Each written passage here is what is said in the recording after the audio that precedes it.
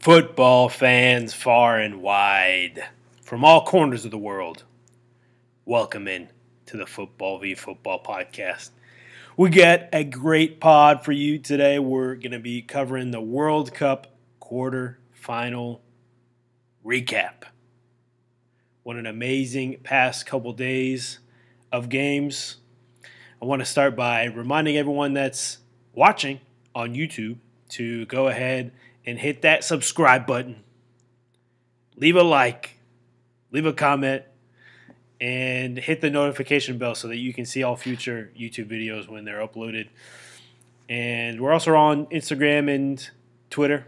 Go ahead and follow us on there. And if you are listening, you may be listening on one of our many podcast platforms: Apple, Spotify, Anchor, iHeartRadio, Amazon, all of them. We're on all of those. So continue to listen on there and leave readings and share. It would be much appreciated. But we're going to go ahead and jump in to the first game. Croatia. Yeah, that's right. Croatia. That Eastern European country. Beating Brazil. The world power. The world football power. Joga Bonita. That nation beating them 4-2 on penalties after tying them 1-1 with both of those goals coming in extra time. What an upset here. There were basically no chances for either team in the first half. It was a pretty boring start to the game. One thing that stood out to me was the Croatian defender Juranovic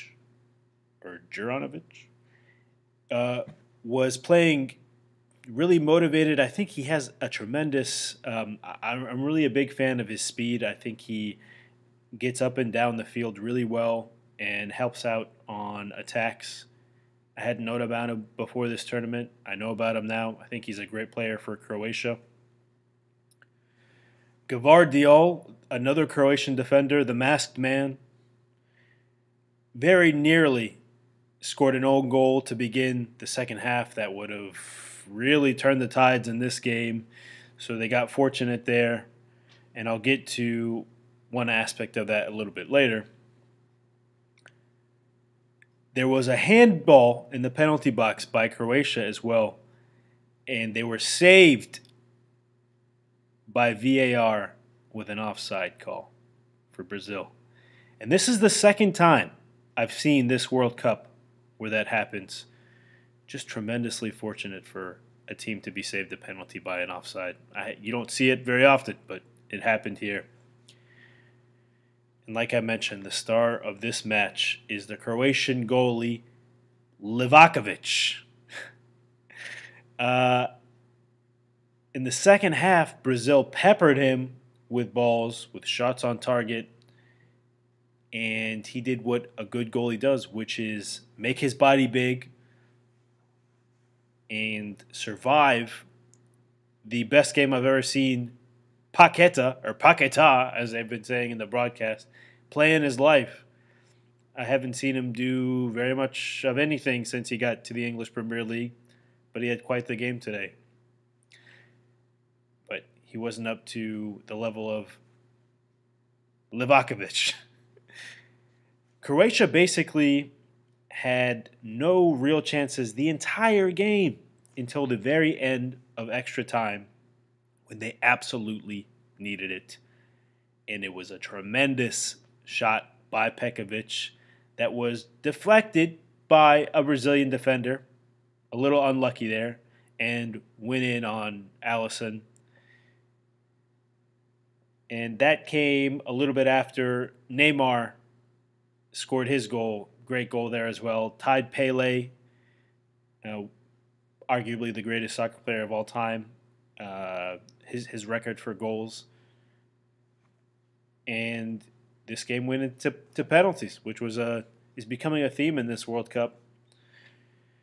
And in the penalty shootout, I was very impressed by the Croatian player Orsic, who took a perfect. He had a perfectly taken penalty. He went at the bottom left corner with speed And when you do that, when you go right at that left corner, it allows for a little bit of height.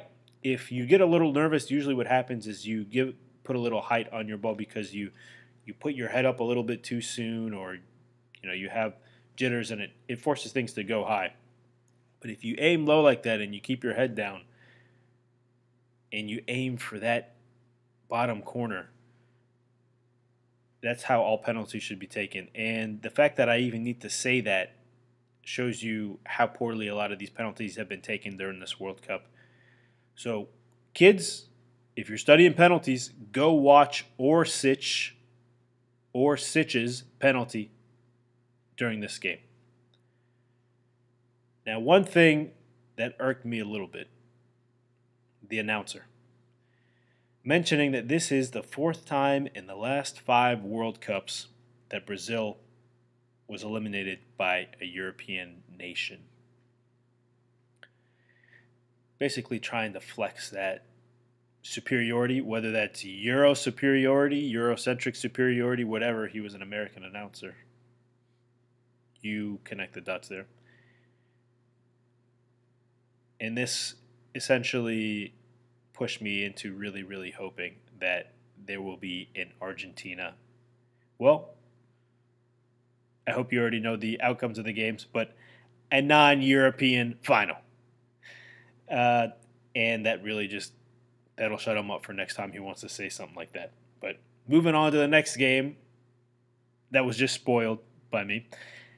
Argentina beat Netherlands 4-3 on penalties after tying the game 2-2 in what was a crazy, crazy, crazy game.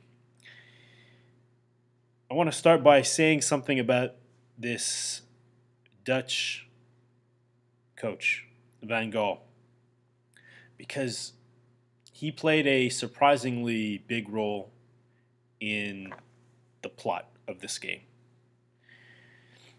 He said before the game that Messi was being kind of carried by the rest of his team during this World Cup, which is something I had mentioned in an earlier podcast, especially relative to our expectations of Messi, the great player Messi. And there was talk of how there have been questionable penalties that have been awarded to Messi throughout this tournament, which I agree with. Messi later said that he heard that and he felt disrespected by Van Gaal. And this explained to me why Van Gaal, or why Messi looked very lively to begin this game, taking a number of shots on goal and had a great assist on the first goal. And there was another thing about Van Gaal that I recently found out as well. He was the coach of Manchester United when the Argentine great Di Maria was on that team, and he had a huge personal issue with him. Di Maria, if you look back at some of his interviews, said that that coach single-handedly ruined his tenure with Manchester United, and he blames him for essentially the downfall of what was a great career that he was enjoying. So before this game even started, there was tension between the Netherlands coach and the Argentina team. So that was the background of this game. Netherlands basically had no chances in this entire game until Weghorst entered the game and scored a damn brace, okay? And if anyone has been following Weghorst throughout his career at Burnley, knows that this is very un-Weghorst-like, this kind of production. And we can think it in the abstract, but when you look at the statistics, we actually saw today that the 2 goals he scored in those final 20 minutes of that game literally matched his production with Burnley in the entire time he was there. So that tells you something about how some people elevate their game in the World Cup as opposed to in club play. And especially on that second goal, I must say, to secure the tie during the last minute by Netherlands was absolutely genius. And I wonder why more teams don't do it, because it takes the whole defense by surprise, and you're catching them as they're jumping, most of them, and one or two of them are lying down on the ground. So it's extremely strategic to pass it right in front of the net where you have basically no defenders or maybe one or two defenders there. Sometimes defenders are at the post. And you got it right there with at least one or two of your strikers right in front of the goal. And so it absolutely was tremendous, and it was finished very well by Weghorst. Again, I can't emphasize the importance of this guy during this game as he came on as a sub.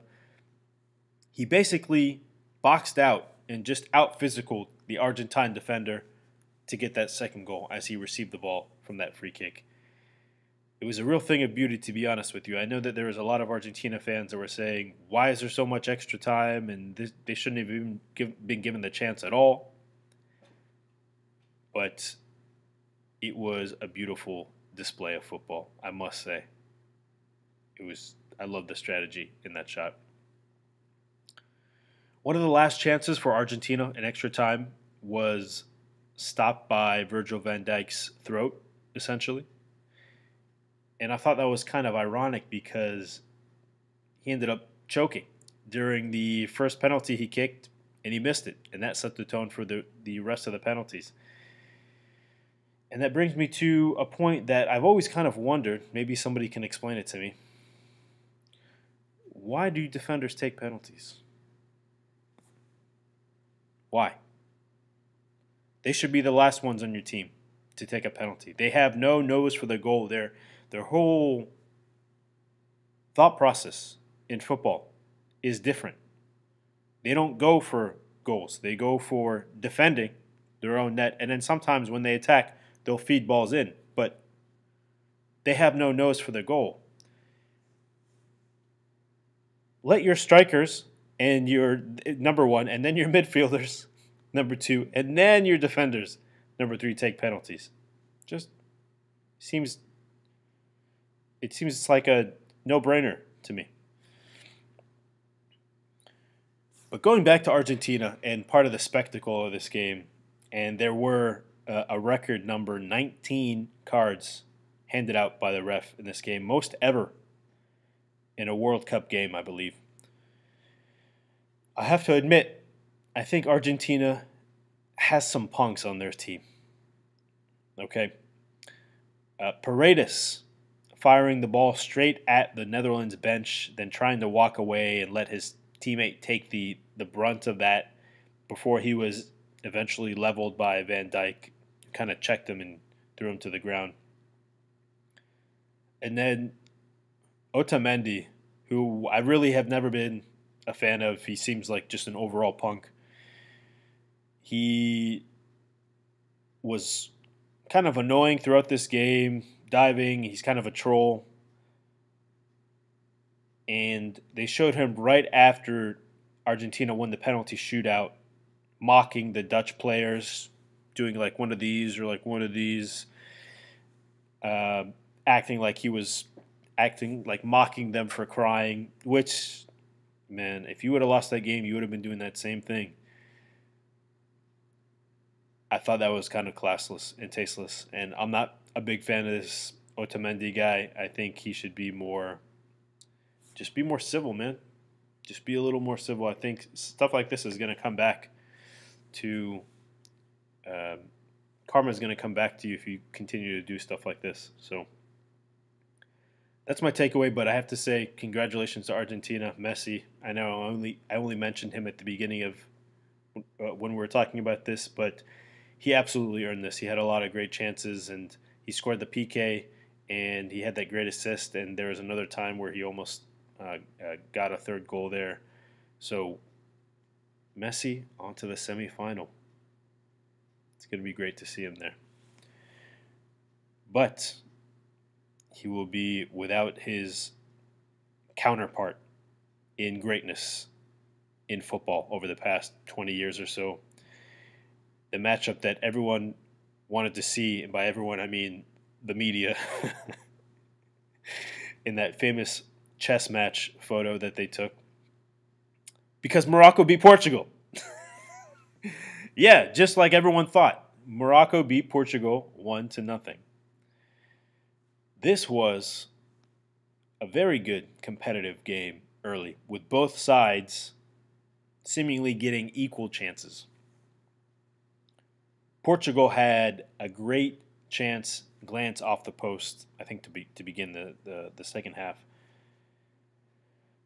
or maybe at the end of the first. But the game changed on the first goal by Morocco, which was another bad mistake by the Portuguese goalie Diogo Costa, coming out of goal and not going aggressively to clear the ball. I was personally confused, to be honest with you, about the reason why they started him this entire World Cup over Jose Sa. Because Jose Sa, maybe it's just because I watch Premier League more, but he seemed like a perfectly good option for this team. And if you remember, Diogo Costa almost cost them the game, I believe, against, was it Ghana? Just absent-minded. He almost let in that third or fourth goal and almost allowed Ghana to tie or win that game. But you know what? Credit to the Moroccan Naziri. This guy has a nose for the goal. It doesn't seem like any of his goals are spectacular, but he identified where that ball was in the air, and the goalie made the mistake, and he capitalized on it, and he showed his nose for that goal this entire World Cup. So full credit to him. But I must remind everyone that this entire first half of this game took place without Cristiano Ronaldo. Possibly the best player ever, one of the best players ever. In possibly his last World Cup ever. Sitting on the bench. And the coach didn't even put him in to start the second half after they were down 1-0 in the most important game in their lives. He waited another 6 minutes and then finally put him in the 51st minute, which he also put on Cancelo. He didn't put him on in the first half at all. Cancelo, very much so your best attacking defender. He's on Manchester City. He's a tremendous player. Hasn't played him much this tournament at all. And I think this Portuguese coach has an ego way too big to be coaching this team, a team of this magnitude, and should absolutely be gone. This Portuguese coach needs to be gone, if he isn't already. Moving back to the soccer part of it, in the second half, Portuguese had great chances. João Felix, Bruno Fernandes, Cristiano Ronaldo, and then Pepe, at the very end of the game, all had incredible chances here. Could not capitalize. And the atmosphere of this game, wow. Clearly a Moroccan-heavy crowd. There are tens of thousands of Moroccans that live in Qatar, and they came out in full force for this one. A couple interesting language items in this game. The ticker always has Morocco as M-A-R instead of M-O-R. Not sure why.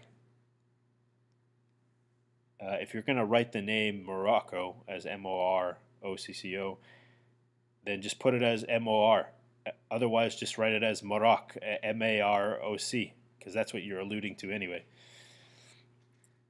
And the goalie's name is Bounou, B-O-U-N-O-U, but his jersey has Bono, B-O-N-O, which is confusing on many levels for people that are aware of Bono as, you know, the famous singer, and you know, it could be a nickname for Bounou, but if it is, that's also kind of odd because it doesn't really shorten it by very much. I thought that was interesting. The final thing in this game, it showed the camera showed Ronaldo walking through the tunnel crying after this game was over. And I don't want to say that those tears were for the camera, but I also don't want to say that they looked like they were the most genuine emotions I've seen from an athlete. I hope it wasn't planned, and I hope to see, Ronaldo in another World Cup, because this ending, dictated by a terrible coach, is not one that a player of his achievements deserves. But we'll move on now to the final quarterfinal game. France beating England 2-1 in this heavyweight bout, the Battle of the Titans. Right from the beginning, I was absolutely opposed to the English formation, as I have been for most of this World Cup. I personally think that Rashford is more physical and talented than both Kane and Saka, in my opinion, and should have started ahead of one of them. I think ahead of Saka, to be honest with you. I know he had some moments during this game, and some people think he drew the penalty. He didn't take the penalty. He didn't score any goals. And I think Rashford is just a more dangerous player. And he showed that late in this game. And I'll talk about that more later. I also thought that Trippier should have absolutely started ahead of Luke Shaw, because he basically does what Shaw does, but better. As a defender, he attacks and defends and is superior on set pieces and even free kicks on goals. He's scored some beautiful goals for Newcastle, taking free kicks. And while I understand that Kyle Walker was needed at right back, I believe, to shadow Mbappe, which he did a great job of, but you have to figure out a way to get Trent on the field in this damn World Cup. I don't think he saw the field at all. He is absolutely a world-class defender.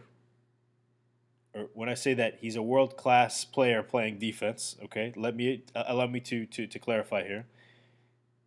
And at the very least, you should have put him in at midfield instead of Henderson, who is essentially just on the pitch to be a captain without much skill. He's past his prime, I'm sorry. And decisions like this cost you the game. And one of the things that cost you the game was Tchouameni, I think I'm saying his name right, the French defender, with a tremendous strike from distance, from outside the box. And the English central defense essentially didn't respect him, gave him so much space, and he took full advantage with an amazing, amazing strike. I'm trying to think of another strike this World Cup that was taken from a further distance. Really impressive. I had never heard of this guy before. England had many more chances and were essentially on the front foot pretty much all game. But if I were to judge the power of the actual shots, there wasn't much behind them. This is one of the places where I thought Rashford would have been absolutely beneficial. Harry Kane's penalty was a no-doubter. Blasted it in, tremendous. The way they should, all be taken essentially, because even if the goalie guesses correctly, the power can put it past him.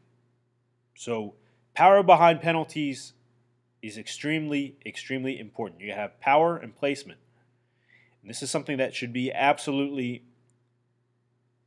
practiced over and over, especially after this World Cup. If coaches out there do not practice penalties with their players after they watch this World Cup, they are doing a big disservice, and they are setting their teams up for failure and their players up for failure. Jordan Pickford,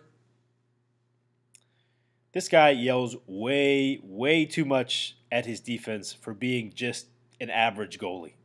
And Pickford, you need to chill out, bro. You're not that guy, and you don't need to be yelling the way you are to your defenders. You're not. You're not at that mustawa. You're not at that level. Olivier Giroud scored the second goal. An absolute no-doubter. Took a slight deflection off Maguire, but there was so much power behind that header. It was absolutely going to go in. Olivier Giroud, the all-time leading goal scorer for France, passing Thierry Henry. A pivotal player for this team and for their success. I mean, he is a little bit unheralded. We were talking about it today with some friends. He kind of, like in the other football, in American football, you know, you have like accumulators, compilers, guys like Frank Gore or Curtis Martin, or some guys that are a little bit unremarkable and never seem like they are the best player sometimes on their team or especially like in a league, or definitely like in a league. But they compile, they accumulate, and then all of a sudden they play so long that all of a sudden they have the record for most this or most that. That's what Olivier Giroud is. So congratulations to him. Hernandez, the French defender, had a horrible play to give up that penalty at the end of the game. But the only thing more horrible was Harry Kane's second penalty. He got into his own head against the goalie that he's been playing with at Tottenham for many years, Hugo Lloris. And it looked like he was about to take the same penalty that he took the first time. And then he thought, no, I can't do this. I can't do this twice. He's going to guess correctly. And so he raised his head at the very last moment. And it just looked like he was kicking toward where many English fans were sitting. And there were there were flags draped all over that area. I think there were like 7 different English flags with different things written on them. And he just skied the ball. Instead of, I think maybe he wanted to put the ball a little bit higher because Lloris was already going to go in the one of the corners of the, I guess the right corner. The right corner for Lloris. And he thought, no, I need to put it a little bit higher because he knows I'm going to do the same thing. So he skied the ball. Poor guy will absolutely have nightmares about this, possibly, well, for a long time. And this seems to be a theme recently for English football, missing penalties in big tournament games. Unfortunately, I know the same thing happened with some other players in a recent tournament.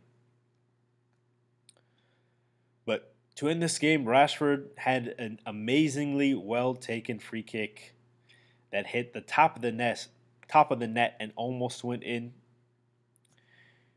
It would have been great to see him earlier in the game. Southgate. But it didn't happen.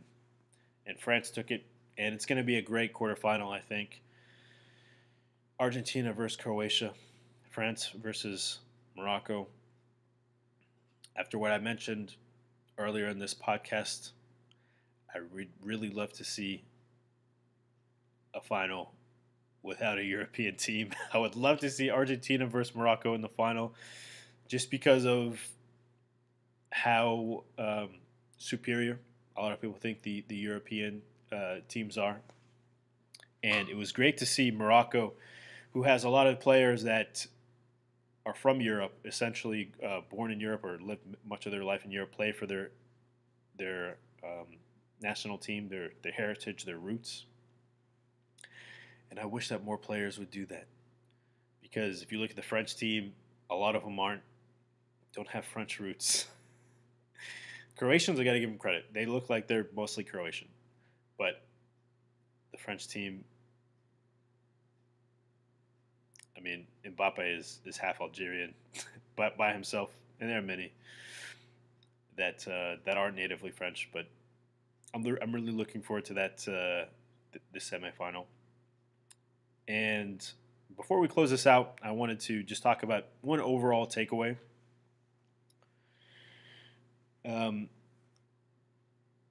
I would have to see the stats on this, right? I haven't seen the stats on this yet, but this World Cup has brought an interesting paradigm shift where it seems like penalties favor the goalie over the kicker.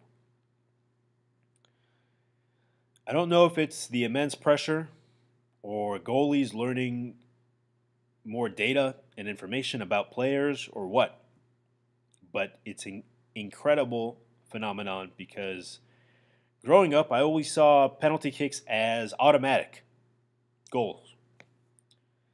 And that was always the case from when I was young, moving backward. It used to be very, very rare for a goalie to save one. But we've had a huge amount of penalty kicks saved by the goalie during this World Cup. I would venture to say more than we've ever seen.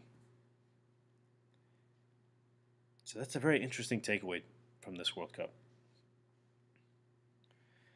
So that'll wrap up our World Cup quarterfinal recap in Qatar. I want to thank you all for tuning in to this episode here. And as I mentioned at the beginning of the podcast, a reminder, if you are watching on YouTube, go ahead and subscribe. It would be great to have you as part of the Football v Football family. And throw in a like, throw in a comment, throw in a share. Follow us on Instagram and Twitter. And you can listen to this on many podcast platforms. If there's a podcast platform that we are not on and you want us to be on, go ahead and let me know in the comments, and I'll try to get us on there. And we are also, if you'd like to support this podcast on Ko-fi, we'd be very much appreciative. So thank you all for tuning in. Have a fantastic day, football fans. And enjoy the semifinals.